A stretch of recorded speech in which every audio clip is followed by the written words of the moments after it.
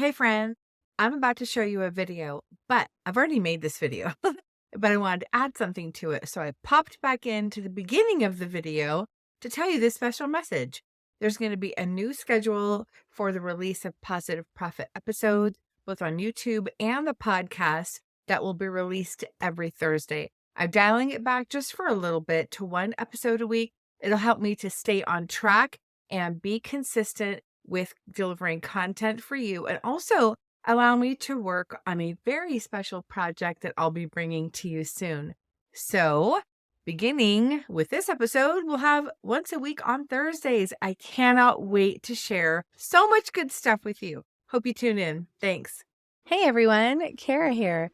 In today's episode, I'll be opening up about my recent experience with the park fire in Butte County, California, how it impacted my life and our community, and basically just the incredible support that we received. I'll share the emotional ride of evacuation with my daughter and the generosity of Veronica Crespo from our Dog Treat Baker Facebook community, and how we're moving forward stronger than ever. Plus, stick around to the end of the show to hear about 2 new t-shirt designs that I created during the evacuation and how you can get a special discount to show our appreciation for all the love and support. Hey everyone, welcome back to another episode of Positive Profit, the YouTube show and podcast where we help you learn how to start and grow your own natural dog treat business. I could not let this event pass without acknowledging it, because it affected me and because life is real and stuff happens and it's okay to talk about it. Join me for this special episode and learn how we can rise above challenges together. Before we jump into the episode, I want to remind you to check out the show notes for links to all the goodies and resources and support mentioned today. And if you are inspired by our story and want to keep us moving forward, make sure to visit positiveprofit.com/shop. That's positive with a PAW to snag one of our new designs. Also, if you find this episode meaningful, I'd love for you to share it with your friends and your fellow dog treat bakers. Your support helps us spread our message and reach more people who might just need a little inspiration right now. Let's get into it. I know it's been a bit since my last video and my podcast, and today's episode is going to be a bit different from our usual content because I want to take a moment to explain why I've been absent and share a bit about my journey with you. It has been a roller coaster of emotions and challenges, friends. Today, I just want to walk you through what happened and how it impacted my life and how I'm just finding my way back to creating Dog Treat Baker content for you all and highlight some special things I've been working on during this challenging time. So it all started a few weeks ago when the park fire broke out in Chico, California on July 24th. At 3:30 that day, I got a text from my sister-in-law who lives on the property also. Actually, we live on her property. She has 12 acres. So we have a spot, her niece has a spot, my stepson does, and then she does, and then a neighbor who was actually in the hospital at the time. So we all share this property, and we have a group chat on Facebook Instant Messenger. And she said at 3:30, heads up, there's a fire in Upper Park. That's in Chico. It's surreal to go back and into that chat and find that message and then just read like the barrage of messages that followed. Because once she said, hey, there's a fire in Upper Park, what do? And naturally, I go to Facebook to check it out. And we've got a community group that I'm part of where they report fires and accidents and crimes or things like that. And people were saying, hey, there's a fire in Upper Park. I saw a guy, literally, I saw a guy push a burning car into a ravine and walked away. And she got a picture of him. She got a picture of his backside walking away. So all of us were like, whoa, that's crazy. Whoa, that guy's going to jail. But as time progressed rapidly, I could see this fire was 2,300 acres. And then I could see it was growing and growing. And I thought, whoa, we better take some action, because Forest Ranch It's a beautiful but remote area, and the ways out are very slim. Either you go up where it's super slim, or you go down to Chico, Highway 32. But that's where the fire was. So I'm like, oh, this is getting dicey. Before the alarms went off, because we have something called Alert FM, and it's a little device that if there's an alert in your area for where you live, it blares this obnoxious noise and tell you. And that had not gone off yet. So I thought, maybe I'm okay. So these texts are going back and forth about, hey, who has gas? What do we need? Blah, blah, blah. Are you going to go? No, I'm going to stay. We're all talking. No, I was up here without a vehicle. I'll just tell you that. My husband was down in Chico at work. My stepson was out at Butte College going to school. The niece was gone. The neighbor was in the hospital. And it was just me and my sister-in-law. This fire was a wake-up call for sure. Once I decided, hey, this fire is coming, it's happening, I decided to evacuate rather quickly. Actually, she evacuated before I did. She was on her way down the driveway on down to Highway 32 because that lady is prepared for fires, for sure. But I've been texting with my daughter, and she really wanted to get me. She's like, Mom, you got to go now. You got to go now. And I'm like, think so. I think we're good. We've heard of fires before. It's no big deal. We're in Butte County. We expect this kind of thing, right? But she's like, no, you got to go. Once I made the decision to go, then it was like, boom, it was on. And it was really emotional to realize, okay, I'm evacuating my home because of a fire. So imagine just basically picking up your entire life in a matter of minutes, not knowing what you're going to come back to. It was tough for sure. Let me just take you through the evacuation process. Of course, I packed my essential items like my clothes, my, dog food, medicines, all my tech equipment that I have around me, my cameras, my mic, all my lights, my computers, batteries, headphones, you name it. I put it in a big, huge Rubbermaid tote, set it outside because I knew she was going to be coming to pick me up. Also, P.S., it was also very terrifying to realize I'm by myself in this. I don't have a car. What if she can't get to me? My sister-in-law already left. I'm like, oh, what am I doing? Anyway, so that's like another layer of stress. So I'm trying to run around thinking, what am I going to pack? I wish I had now for now. I know y'all have a go bag really ready to go. Don't say you're going to do it. Make that go bag ready and put everything that you need in it. So I'm piling up my stuff. And I realized, man, my pile's getting big. She's got a Tahoe. So I'm like, all right, she's got a lot of room. But I'm like, what if she brings the kids? She's got 3 kids. I'm like, I don't know. I packed everything that I could think of. And then I'm looking because I've got all my dog treat baker stuff on a gigantic baker's rack over there. I have one behind this screen. So I'm looking and I'm like, I can't forget those cookie cutters. Nope, gotta take them. I can't forget those special molds, those silicone molds or my 4-inch cake rounds. Gotta take those.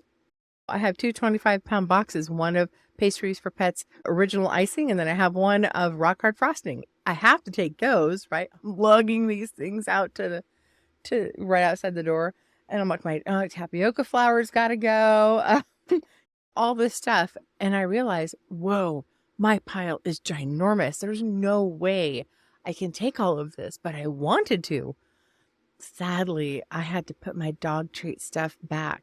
Oh, like the sinking stomach. I'm like, no. Okay, P.S. We have no insurance. That's a tough pill to say. It's hard to admit that. Nope, we had no insurance. Plus, good luck finding anyone who will insure you for fire insurance up here now because of the campfire in Paradise, California in 2018. But regardless, we did not have fire insurance. I thought, well, it's gone, it's gone. It's in the Lord's hands. What else are you going to do? What else really can you say, though? Anyway, there was just no more room, and I was in a tough spot. As I said, no vehicle. So my daughter and I were texting back and forth, and she just wanted to come get me now. As I said, no evacuation orders had been issued at that point, but she survived the campfire in Paradise, you guys, a couple of towns away. It's actually on, here's Forest Ranch, this ridge, and then this is Magalia, and then farther down's Paradise. So we're one ridge over from each other, and that's where she was when the campfire happened. And she had a harrowing escape at 7 months pregnant. I'm gonna tell you a little story real quick. Okay. I love you, Lily. I hope it's okay that I tell this story. She was pregnant and she lived with her boyfriend and their family. The boyfriend and the family, they got in the car and they basically said, "Us four and no more." And they left her. I am not sure how this happened, but I cannot fathom in my brain who would leave a pregnant lady, let alone your girlfriend, to fend for herself. I don't know if you've seen or heard about the campfire. So here she was, hitchhiking down Skyway, the only way in or out of paradise, except these terrible back roads. You couldn't take those back roads because that's where the fire was coming. Anywho, so she's hitchhiking, walking down the Skyway. A lady in a Cadillac, an elderly lady, like myself, y'all. She stops, and this lady is shaking. She is beside herself because flames are going over the Skyway. You couldn't see. You could see barely a road in front of you and flames on both sides. And my daughter opens the door and she said, "Do you want me to drive?" And the lady said, "Yes." So the lady gets out, goes in the passenger seat. My daughter gets in. They drive down the Skyway, you guys. Oh, anyway. So that's her experience with a fire. She gave birth to my beautiful granddaughter, Vanessa. Oh my gosh, I'm gonna cry. Okay, I didn't know I was gonna go here on camera. Vanessa was born with charge syndrome. We don't know if in any way the fire had any effect on the severity of the charge syndrome. Charge is DNA based. Still tough to talk about. Anyhow, so my daughter's, "I've got to come get you now, Mom." So she got over here. She took that terrible back road and we got her Tahoe packed up, and my husband still wasn't here at that point. We're packing up and I put Loki in a Rubbermaid tote, y'all. He was in a Rubbermaid tote in the car because there was no other room. Right before we left, my husband and my stepson finally showed up to pack up some stuff and evacuate themselves. Luckily, I said, "Husband, can you take some of those things in your car? And can you take this other dog? Can you take Chibi?" And he said yes. So thankfully. And it's funny because when I talked to my husband when he was driving up, I'm like, "Honey, what do you want me to pack for you?" He's like, "Nothing." Oh, what? Okay, whatever. I went about packing. But when he got here, I asked him again, "I'll help you pack. What do you want?" He said, "Nothing. I have you. That's all I need."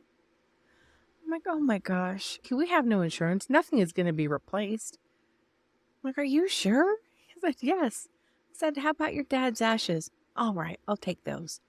So we get his dad's ashes, and I said, "All right, honey, what else do you want to pack?"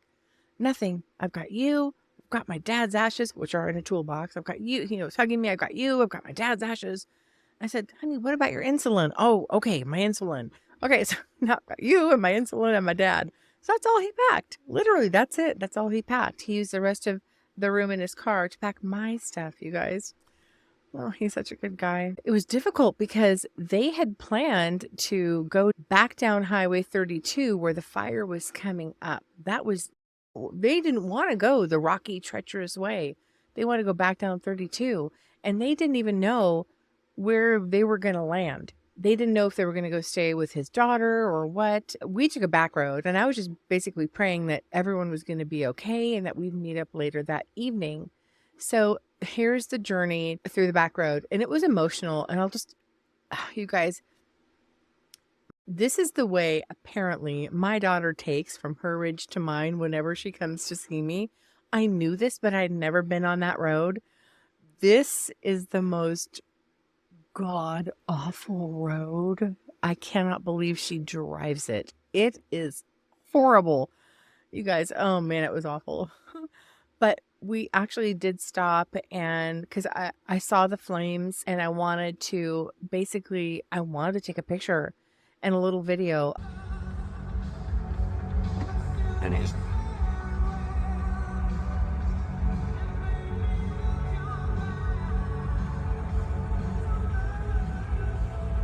I have never seen something like that. Seeing the flames close up as my daughter drove us through safety was wild. And all these songs are playing.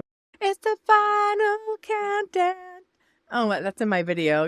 And as we're evacuating, and then Tom Petty, you don't have to live like a refugee. And I'm like, are they playing the Park Fire 2024's greatest hits? It was like one song after another. I was laughing and I was crying. I was also experiencing a terrible flare up of my ankylosing spondylitis. So everything hurt. That road being bumpy made everything worse. It was just a bad time, y'all. It's just a bad time. But I took some pictures on the way out, as you can see. I wanted you to see what I see. The pictures are weirdly beautiful if you didn't know what it was. We managed to get out and get back on the road, and we headed to my mom's house in Oroville. And my husband met up with me there, and we stayed there for a few days along with other evacuees that she was housing that came down. Eventually, my daughter and her girls, they also ended up having to evacuate their ridge in Magalia from the same fire. So crazy. We then later relocated to my niece-in-law's fifth wheel in Chico to basically make more room at my mom's house for other people who were trying to find refuge there from the fire. You guys, evacuating sucks big time. Terrible. This picture that you're seeing here is the plume of the smoke that my mom could see from Park Fire from her house, and where that fire is where we live. It felt like while we were evacuated, my world was completely on hold. You're living in a different place. You have different stuff around you, not all the stuff you're used to having, not knowing what's going to happen to your home, not knowing what's happening to your neighbors, not knowing what's happening to your community, not knowing if your life is ever going to be the same. And we had to rely on updates from the Watch Duty app. So we're checking Watch Duty because it makes a sound whenever there's an update. It's an unforgettable sound. So when we heard it, like anytime, night or day, we're like, oh, gotta look at the phone, gotta see what it says. How much more is it spreading? What roads are closed? What's happening? And then we'd go and we'd check in with our Forest Ranch Neighbors Facebook group for more information. So that community, you guys, was super incredible.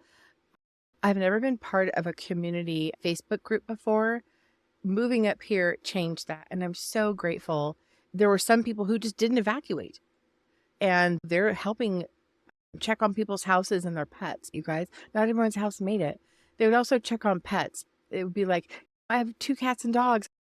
I couldn't take them with me. Can you feed them? So he would go up there with all this food and he would feed them. So I was just really touched by the acts of kindness and bravery that I saw. But one of the most nerve-wracking parts too was the power outage that we experienced while we were away. So we can see on Watch Duty, hey, power is out. We also couldn't access our webcam to see if our trailer survived because the power went out to our webcam. So all I could do was really wait and hope. But when the power finally was restored, I was surprised they got it on so quickly. I could see that our trailer was still standing. I felt a huge sense of relief. Our food had spoiled because it had been out for several days. And that, of course, added another layer of stress, right? Just go big Costco shopping and then you lose it all. Once we were told that our evacuation order was lifted, it had been reduced down to a warning, we were one of the first people back up the hill to check, how's our house? How's the church? We live 1 mile from church. So you go Highway 32 and you take a right at the church, and then we're 1 mile down. So we had to pass the church to see our house. And what I saw is that our church was still standing and had actually become a staging ground for Cal Fire. And their trucks were everywhere. They're huge, monstrous fire trucks, just trucks from everywhere, out of state even. A Cal Fire firefighter, when we were there, offered us 6 cases of line lunches. And basically he said, if these line lunches are still there tomorrow, you can distribute them to the community. And so we came back up the next day at 8 a.m. and they were still there. I distributed those from the church into our community for people who were coming back up the hill. And they were really a godsend for people who returned to find all of their stuff spoiled, because it's like, this was on a Wednesday, and it's like all your food is spoiled. People have had unexpected expenses from relocating. Imagine hotel room we didn't plan to pay for, eating out because you can't cook at home, didn't intend to pay for, maybe payday's not till Friday. So these line lunches, they're basically what a fireman would take out into the field and sustain himself for 48 hours. They have 5,000 calories. So that was a big godsend that we were given those to distribute. Also, you guys, someone that found out that we were distributing these line lunches, they worked at Butte Humane Society, and they coordinated the arrangement of this ginormous donation of cat food, dog toys, cat treats, dog treats, and go bags for humans when we went to pick up our cat from the small animal shelter, because when we evacuated, we couldn't bring our cat to the places we were staying. So they had a small animal shelter set up. So when the orders were lifted, we went to go get our cat, and they're like, "Hey, do you want a bag of kitty litter?" We have an outside cat. So we said no. And they're like, "We have 9 bags." And I knew that they were about to hold the very first gathering in Forest Ranch on Saturday, a small little gathering for the community. I said, "I don't need it, but no, I'll take all your 9 bags because I'm going to go up to Forest Ranch and I'll distribute them." So they gave me all 9 bags. They're huge. They're like the size of a small child. They're ginormous. We held an impromptu gathering in Forest Ranch at the one store we have. Oh, we only have one store. And we had a barbecue and free food and a band. It sounds like it was fun, but it wasn't. It was just like, we're able to catch our breath. We're able to say, "Hey, how are you? Did your house make it? How are you doing?" It was very low key, super small, but being able to see our neighbors and distribute donations to the community felt so good. And it was so heartwarming to see everyone come together in such a crazy time. It was really inspiring. People were sharing resources, offering to help, and just really just be there for each other. We came home to our home still standing, but it was tough. Looking your peeps in the eye and realizing their stuff didn't make it.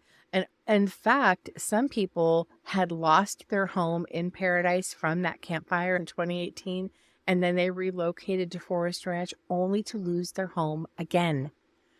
I couldn't believe it. Totally devastating. They're not going to rebuild here, in case you were wondering. About returning to work and moving forward, this experience was both challenging and eye-opening, and basically the anxiety of not knowing what would happen and the emotional strain of leaving home was super overwhelming. I mean, after I got back, I was paralyzed with the fear of having to evacuate again, and basically the stress of not being able to work on this show and be in my Facebook group and everything. I didn't unpack my suitcase, you guys, until 4 days ago. Today's the 4th day. I didn't even set up my office until today. I got this anxiety. I don't know why. I just couldn't make the decision to do it. It was so strange. Anyway, I was thinking, should I see someone about this? We actually have group therapy coming to Forest Ranch for people who are evacuated by this fire. But I am back. I am ready to move forward, and I'm unpacked. I've set up my office. I see my pink paw. It's back. It makes me so happy to see that lit up when I go to work. And I'm excited to be able to create content for you again.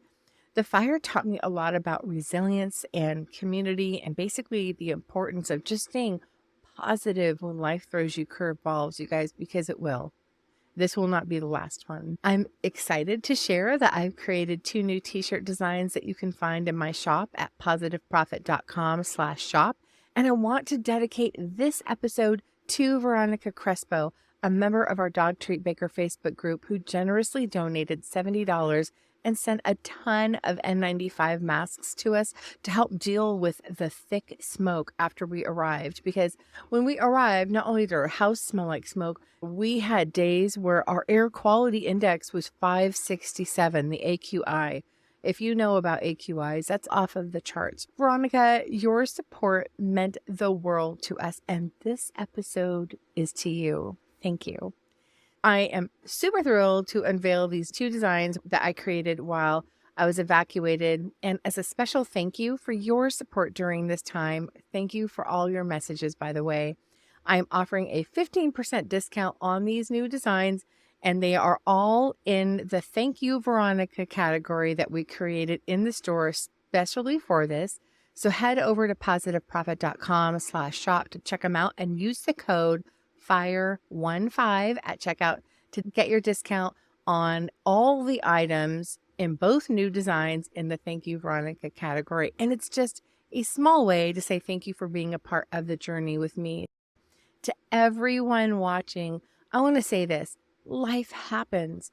And I want to remind you all that life can throw unexpected challenges your way, but it's important to keep moving forward. It's okay to talk about them.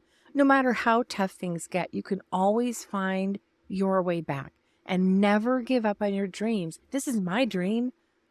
As weird as it may seem, this is my dream and I'm doing it. There's some bumps in the road, fires in the road, whatever, but don't give up. Be brave, stay strong, and keep pushing forward. Thank you for your continued support and your understanding. If you guys are going through a hard time right now, no, you're not alone. Reach out, seek support, and just take one step at a time. We're all in this together, and together we can overcome anything.